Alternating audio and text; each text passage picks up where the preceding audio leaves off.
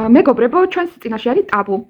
მხატვარი, რომელსაც აქვს მკვეთრად ინდივიდუალური ჩამოყალიბებული ხელწერა, რაც ყველაზე დასაფასებელია დღეს სახუთრელოვნებაში, იმიტომ რომ უამრავი ადამიანი ხატავს, მაგრამ აი შენ თავს რომ მიაგნო, შენ ხელწერას რომ მიაგნო, არის საკუთარ რთული.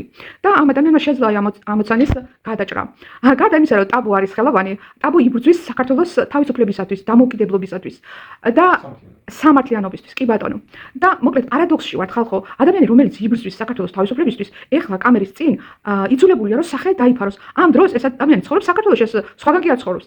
მაგრამ აი ეს არის მოცემულობა პარადოქსული და რატო? როდესაც ზვიად გამსახურდია იბრძოდა, როდესაც მერაბ კოსტავა იბრძოდა, ისინი იყვნენ ტოტალიტარიზმში, მაგრამ ტოტალიტარიზმშიც კი არ იყო ისეთი პირობები, რომ მათ ისინი იძულებული ყოფილიყვნენ, რომ სახე დაიფარათ. წინააღმდეგ შემთხვევაში ვიღაცა დაიჭერდა, ამაში მათ არ კონდათ. თუ კი დაუმტკიცებდა ის ხელისუფლება, რომ რაღაც დააშავეს და რაღაც არგუმენტი ექნებოდა, მაშინ დაიჭერდა. ეხლა რა ნონსენსში ვართ ხალხო, რომ ადამიანს შეიძლება არც არაფერი არ დაუშავებია, მაგრამ მხოლოდ იმიტომ, რომ საქართველოს თავისუფლება დამოუკიდებლობა და თავის შეხედულებების დეკლარირებულად აზრის გამოხატვა უნდა, მხოლოდ ამიტომ შეიძლება ადამიანი დაიჭირონ და ამის გამო ადამიანი არის იძულებული, რომ სახე დამალოს. ანუ ეს უკვე ფაქტი არის თავისთავად საგანგაშო. და საგანგაშოზე მეტი ხა თქვენ იცით, რომ რა იყო საბჭოთა კავშირი, რა მონსტრი იყო და მაშინ არ ხდებოდა ეს ტოტალური, ასე ვთქვათ, უსამართლობა, ხო ესე ვიტყოდი. კი ბატონო, ეხლა მოდი შენი აზრი გითხარი და მე კიდე ეც ვიტყოდი, რომ აი თუ ეს ბიჭი რომელიც დღეს ქართულ ახალგაზრდობას განასახიერებს ამ სიტყვის სრული მნიშვნელობით, ეს არის ერთ-ერთი მათგანი, აი კრებსითი სახე არის ქართული ახალგაზრდობის. თუ კი ეს ადამიანი იბრძვის თავისუფლებისთვის საქართველოში და საქართველოშივე მას ვიღაცა ამაში ხელს უშლის, მაშინ მოდით დავსვათ შეკითხვა, ვინ არის ის, ვინც ამაში ხელს უშლის? ესე იგი ის ხო არის საქართველოს თავისუფლების მოწინააღმდეგე, მაგრამ ჩვენსავე ქვეყანაში, ჩვენსავე სახელმწიფოში, ჩვენსავე სამშობლოში. ამ მიწა-წყალის შვილი, კი ბატონო, მოდი შენ გააგრძელე, აი გითხარი რა შენი აზრი ყველაფერ ამაზე. ისეთ საშიში არ არისო, როგორც მტრის აღზრდილი შენი ქვეყნის მოქალაქეობა, რა? აი ეს დამახსენდა მაგაზე. ხო და აი რა პოზიცია გაქვს შენ, რას აჟღერებ ამ მიტინგზე? შენ ხო მარტო ფუნჯით არ იბრძვი, შენთვის ხელოვნება არის ბრძოლის იარაღი. როგორ იბრძვი შენ ამ შენი იდეალებისთვის? რისი წამს, რისი გჯერა და როგორ ყველას მაგივრად რო გვესაუბრო? მოგესალმებით. მე ვარ მხატვარი, არა მარტო ტილოზე, ქალაქის ნებისმიერ ზედაპირზე, ვიცი სად შეიძლება სად არა და არ ვკადრულობ კონკრეტულად ქანდაკებებზე, არ ვკადრულობ მოსახსენებელ სხვადასხვა ადამიანის პოსტამენტებზე, ქანდაკებებზე და სხვა ისეთ ადგილებზე. ხო, მაგრამ სადაც საჭიროა ყველგან ვამბობ ჩემს სარკმელს, ნახატებით, საპროტესტო ბანერებით და უბრალოდ დგომით. და დგომა აქციაზე არ არის დანაშაული, მაგრამ უსამართლოს ყველაფერი მოსულა.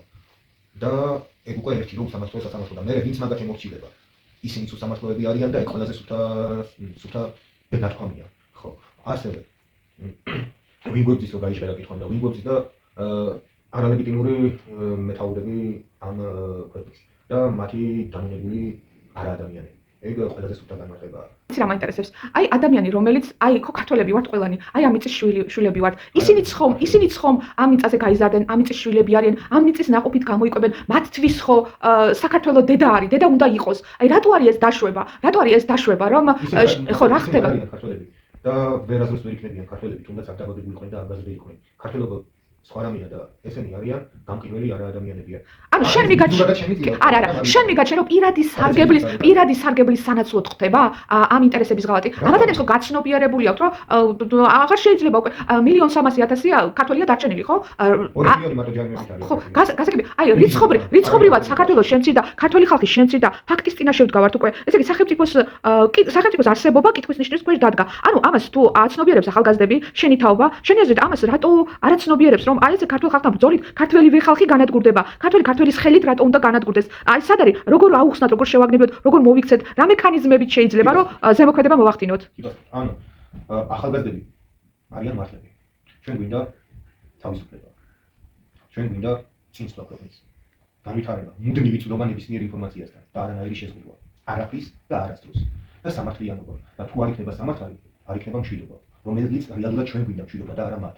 კარგი, მომისმენთ. აი ხა მიდით ძალიან ძლიერი ბრძოლა საქართველოს იდეოლოგიური და როგორ ხდება ეს ბრძოლა. ეს ბრძოლა ხდება ესე. გამოდიან რუსი ბლოგერები და ამბობენ რომ საქართველო კარგია, მაგრამ საქართველო კარგი არის ხინკლის, ხაჭაპურის სამშობლო. აი ამ კუთხით გადაიყვანეს ყველაფერი მატერიალში. განაგონებინეთ ცუდები ხართ. უბრალოდ ხდება დაკამინება იმისი, რაც რეალური პასეულება, ხელოვნება, საერთოდ. აი ახლა საქართველოში არის უამრავი ბრწყინვალე არტისტი, ბრწყინვალე მხატვარი, აი აფეთქება. აი რა ეს ხო იდეოლოგიის ნაწილია. ამაში დიდი ფული. შენ რას უპირისპირებ? შენ გაცნობიერებული გაქვს რა ხდება და რას უპირისპირებ აი ამ ბრძოლას?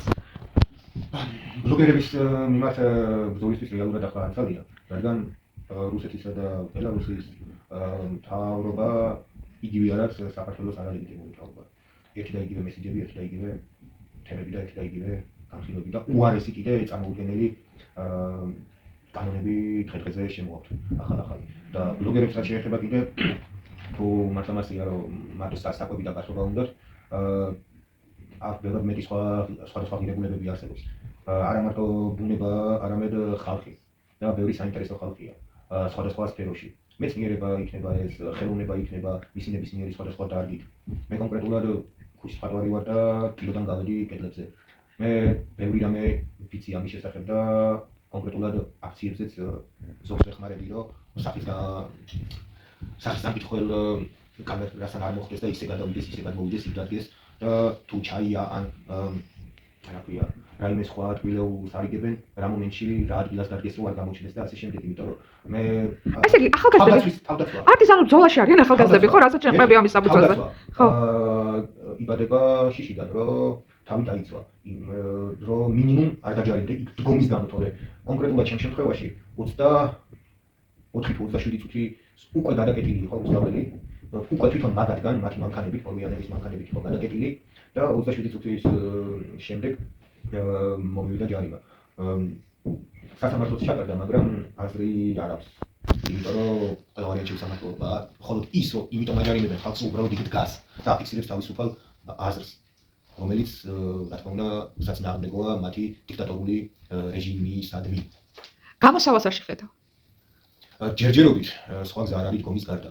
მე არ ვარ ორატორი და მე არასდროს არც ერთი აქციის წამყვანი არ ყოფილვარ და არ ვიცი მორიგი რამ რა დაიგეგმება, მაგრამ რა ვიცი, რაც არ უნდა იყოს, მე გავყვები ისტორიის სწორ მხარეს მდგომ ხალხს. აი ნახე ხა რა გამოიკვეთა. ერთადერთი შემიძლია ფუნჯით, როლით და ბალონით გამოვხატო. შენი ბრძოლის იარაღია. დიახ, რა თქმა უნდა, ბრძოლის საბრძოლო იარაღია ჩემთვის საღებავია და საღებავთან მიმართებაში სხვადასხვა ხელსაწყოები.